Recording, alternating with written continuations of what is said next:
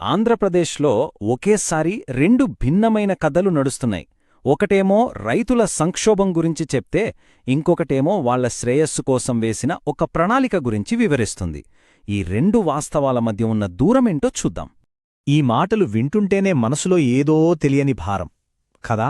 ఇది కేవలం ఎవరో చెప్పిన వాక్యం కాదు, లక్షల మంది రైతుల జీవితాల్లోని నిజం. ఈ ఒక్క వాక్యం అసలు కథ ఎంత లోతైనదో, ఎంత మానవత్వంతో కూడుకున్నదో మనకు చూపిస్తోంది.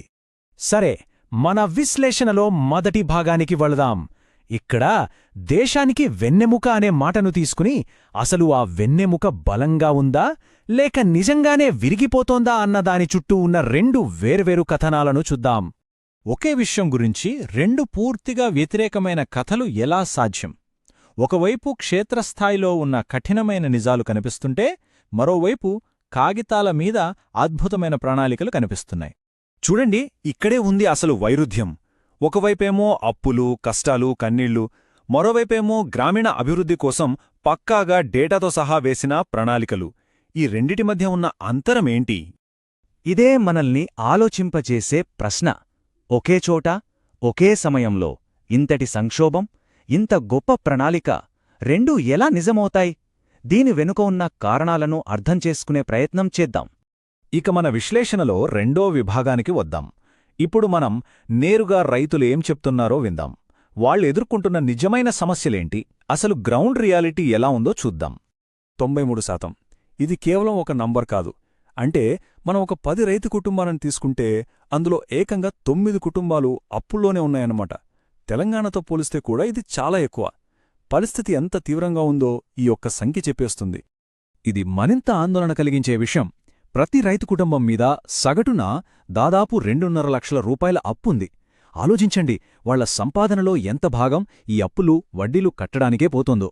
ఇది వాళ్లను మరింత కష్టాల్లోకి నెట్టేస్తోంది. మరి రైతులేం చెప్తున్నారు?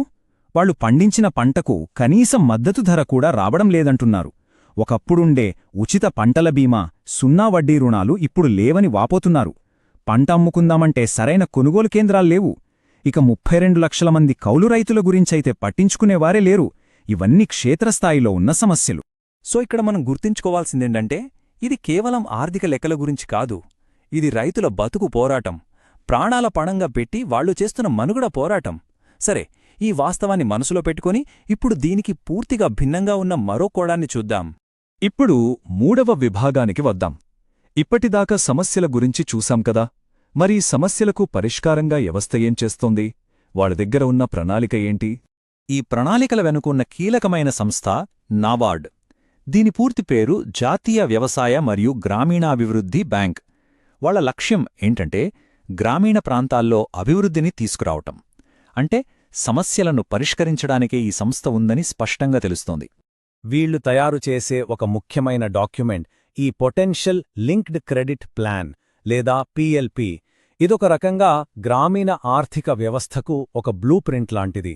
ప్రతి జిల్లాలో ఎలాంటి అవకాశాలున్నాయి, ఎంత రుణం ఇవ్వచ్చు అని బ్యాంకులకొక రోడ్ మ్యాప్ ఇస్తుంది. కాగితం మీద చూస్తే ఇది చాలా పటిష్టమైన ప్రణాళిక. ఈ టేబుల్ చూడండి. శ్రీ సత్యసాయి జిల్లా ఉదాహరణ తీసుకుంటే, పంట రుణాల కోసం పెట్టుకున్న లక్ష్యం కన్నా 117% ఎక్కువగా ఇచ్చారు. వ్యవసాయ టర్మ్ లోన్లైతే ఏకంగా 123% ఎక్కువిచ్చారు.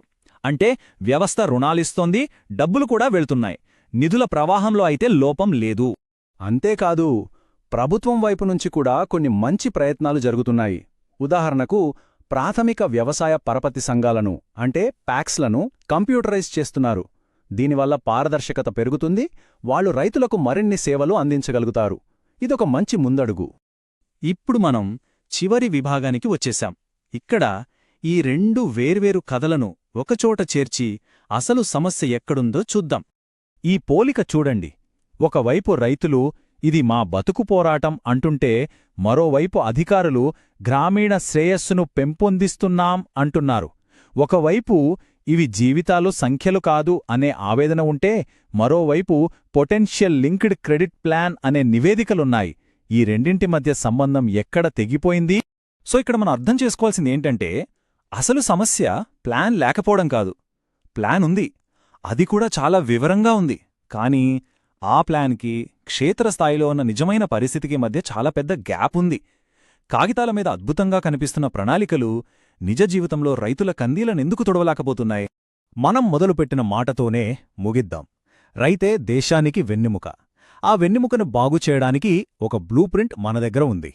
మరి ఆ ప్రణాళికను నిజమైన శ్రేయస్సుగా మార్చడానికి, ఆ ప్లాన్ను గ్రౌండ్ రియాలిటీతో కలపడానికి ఇంకా ఏం చేయాలి?